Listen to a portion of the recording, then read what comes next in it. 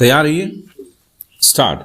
प्रत्युत्तरदाता संख्या 1 ने प्रत्युत्तरदाता संख्या 2 और 3 के साथ दिनांक 3/5/2005 को एक विक्रय के लिए करार किया था, जिसके विनिर्दिष्ट अनुपालन के लिए प्रत्युत्तरदाता संख्या 2 और 3 वादीगण ने अतिरिक्त जिला जज विलासपुर के समक्ष प्रत्युत्तरदाता संख्या 1 प्रतिवादी के विरुद्ध विनिर्दिष्ट अनुपालन के लिए एक वाद संस्थित किया था। विराम।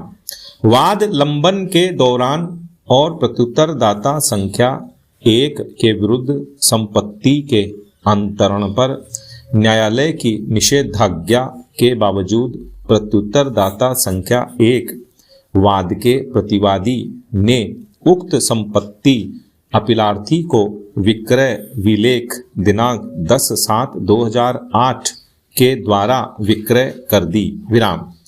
विनिर्दिष्ट अनुपालन वाद में स्वयं को पक्षकार बनाए जाने के लिए अपीलार्थी ने आदेश 1 नियम 10 के अंतर्गत आवेदन प्रस्तुत किया, इस आधार पर कि उसने वाद संपत्ति को क्रय कर लिया, उत्तरवर्ती क्रेता है और वाद संपत्ति में उसका प्रत्यक्षतः हित है। विराम।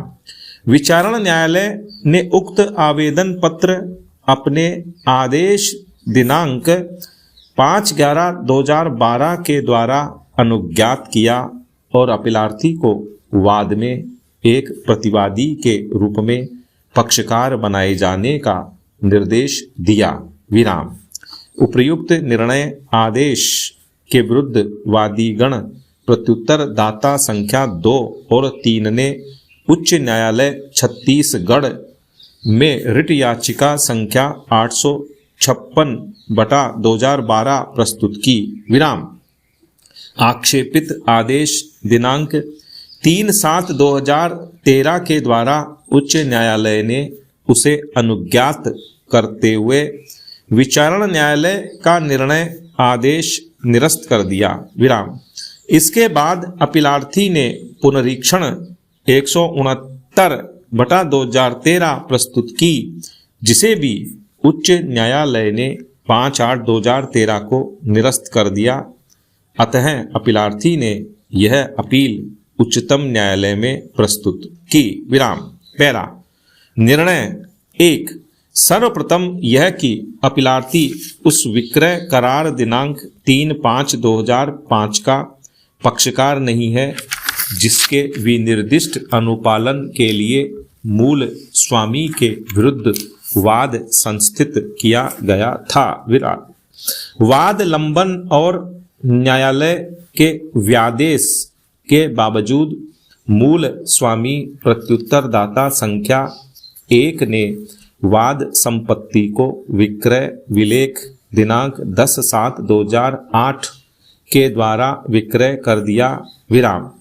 इसके 4 वर्ष बाद अपीलार्थी ने आदेश 1 नियम 10 के अंतर्गत प्रश्नगत आवेदन पत्र प्रस्तुत किया, जिसे विचारण न्यायालय ने अनुज्ञात किया, किंतु उच्च न्यायालय ने आक्षेपित आदेशों के द्वारा निरस्त कर दिया। विराम। हमारे समक्ष मुख्य विचारणीय प्रश्न है कि क्या वादी गण को विनिर्दिष्ट अनुपालन में उसकी इच्छा के विरुद्ध किसी व्यक्ति को पक्षकार बनाए जाने के लिए बाध्य किया जा सकता है, विशेषकर ऐसे व्यक्ति के संबंध में जिसके विरुद्ध वाद में कोई दावा नहीं किया गया है। विराम। पैरा 2। ऐसा ही प्रश्न इस न्यायालय के समक्ष कस्तूरी बनाम ईयाम पेरुमल 2005 के मामले में विचार के लिए आया था, जिसमें इस न्यायालय ने यह सिद्धांत लागू करते हुए कि वादी वाद का स्वामी होता है, अभी निश्चित किया कि वादी के द्वारा प्रस्तुत वाद में किसी पक्षकार को जिसे पक्षकार नहीं बनाया गया था, सीपीसी के आदेश 1 नियम 10 का आह्वान करते हुए न्यायालय के क्षेत्राधिकार का प्रश्न तब तक उत्पन्न नहीं होगा जब तक कि कोई व्यक्ति जिसे पक्षकार के रूप में जोड़े जाने का प्रस्ताव किया गया है, वाद में अंतर्ग्रस्त विवाद में प्रत्यक्ष और विधिक हित धारण न करता हो। विराम। वाद के आवश्यक पक्षकार कौन है, इसका निर्धारण करने के लिए न्यायालय को निम्न 2 मानकों पर मामले का परीक्षण करना चाहिए। पैरा 1 कार्यवाही में अंतर्गत विवादों के संबंध में ऐसे पक्षकार के विरुद्ध कुछ उपचार का अधिकार अवश्य ही निहित होना चाहिए। और पैरा 2 ऐसे पक्षकार की अनुपस्थिति में कोई प्रभावी अज्ञप्ति पारित नहीं की जा सकती है। विराम।